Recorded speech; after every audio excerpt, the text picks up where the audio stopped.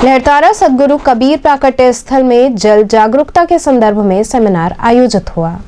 NOC foundation नई दिल्ली एवं NOC and research Varanasi के तत्वाधान में सदगुरु प्राकट्य स्थल पर सेमिनार का आयोजन किया गया। कार्यक्रम के मुख्य अतिथि पर्यावरण संरक्षण गतिविधि राष्ट्रीय स्वयंसेवक संघ के गोपाल आर्य रहे। वहीं विशिष्ट अतिथि पूर्व विभागाध्यक्ष पर्यावरण डॉक्टर तपन चक्रवर्ती रहे। इस सेमिनार का उद्देश्य वाराणसी शहर में जल जागरूकता रहा, जिसमें उपस्थित वक्ताओं ने इस विषय पर अपने अपने विचार व्यक्त किए। कार्यक्रम की अध्यक्षता डॉक्टर राम बूझ ने की। इस मौके पर कई विशिष्ट जन मौजूद रहे।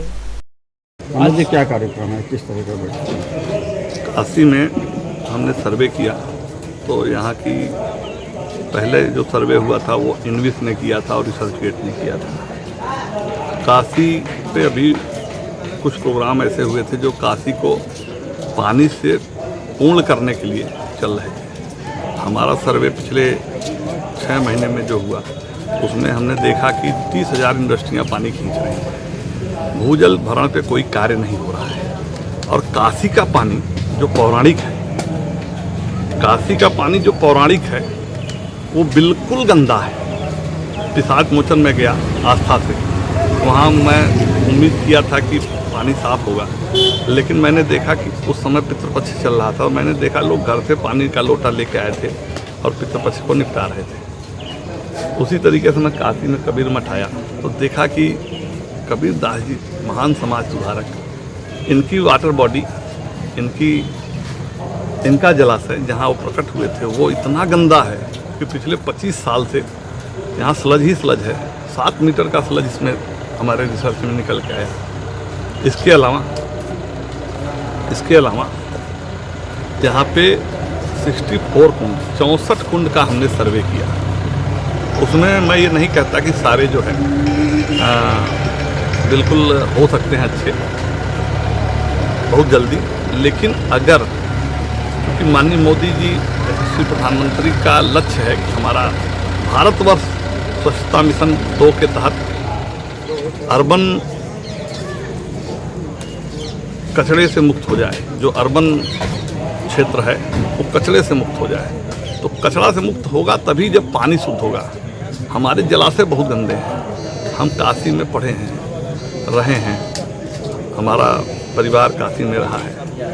तो अब काशी के बारे में अगर जब कहीं हम बताते हैं कि हम काशी परिक्षेत्रों से आ रहे हैं तो लोग बड़े भाव से देखते हैं।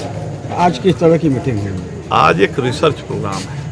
काशी को पूरे वाराणसी परिक्षेत्र के 110 वार्ड को 10 भाग में बांटना, एक पे काम करना और सभी जलाशयों के निर्मलीकरण के लिए प्रयास करना। कौन चीफ गेस्ट है? कौन? हमारे यहाँ चीफ गेस्ट के रूप में डॉक्टर राम बूझ, ये एक बड़े पर्यावरणविद हैं, वो चीफ गेस्ट हैं। उसके बाद मुख्य अतिथि में पर्यावरण संरक्षण इकाई के अध्यक्ष जी हैं। इसके अलावा जो तीसरे हैं डॉक्टर तपन चक्रवर्ती हैं। CMPDI एक डिपार्टमेंट ऐसा है जो रांची में है, जो कोल माइंस के सभी वाटर बॉडी पे काम करते हैं। यहाँ महंत जी हमारे, क्योंकि महंत जी हैं और उनके साथ मिलकर हमने पूरे एक साल का रिसर्च प्रोग्राम है। ये काशी का जलाशय जो आपको कबीर दास जी का जलाशय जो बिल्कुल कचरे से जैसा दिख रहा है, हम उम्मीद करते हैं कि 12 महीने में इसमें आप नहाने लायक पानी हमेशा पाते रहेंगे, चाहे सीवेज जितना आता रहे, अगर सरकार ने मेरा सहयोग किया तो। किस तरह का सहयोग चाहिए? चूँकि हमारी तकनीकी कहीं टेंडरों में नहीं आती, अभी तो हमें टेंडर मिले हैं, लेकिन STP ETP पे काम चल रहा है और हम पूर्ण रूप से अगर हमसे बात की जाए, हम इस क्षेत्र में काम करते हैं। STP ETP का पानी सीधे जलाशयों में नहीं जाना चाहिए या नदी में नहीं जाना चाहिए। ये बड़ा एक मुद्दा है, लेकिन जो हो रहा है कम से कम वो तो अच्छा हो ही रहा है। हम अपनी तकनीकी को प्रूवन कराने के लिए पूरे 12 महीने का रिसर्च प्रोग्राम चला रहे हैं। इस रिसर्च प्रोग्राम में हमें पूरी उम्मीद है कि हमारी सारी संस्थाएं जो टॉप की हैं, जिनके पास CSR का मद है, वो आगे आएंगी और हमसे जुड़ेंगी। ठीक, आज जो ये कार्यक्रम हो रहा है ये जलाशयों के पुनर्जीवीकरण का है और इसमें तरीका वैदिक है। हमें ये समझने की ज़रूरत है कि निर्माण तो बहुत तरह के हो रहे हैं, लेकिन वो क्या प्रभाव लाता है आगे की लोगों की जीवन शैली में और आगे के जीवन में, हमारे जो बच्चे हो रहे हैं, जो आगे जनरेशन आ रही हैं। ये घाटों की सुंदरता जल से है और जल की वजह से घाटों की सुंदरता है। तो अगर जल ही खराब रहेगा तो उसके सौंदर्यीकरण करने का कोई औचित्य नहीं बनता है। और जैसा कि मैं सबसे कहता हूँ कि जल ही जीवन है, लेकिन आज शायद हमें जल को जीवित करने की आवश्यकता पड़ी है और इसमें जन सहभागिता चाहिए। तो आपकी संस्था किस तरह से काम कर रही है?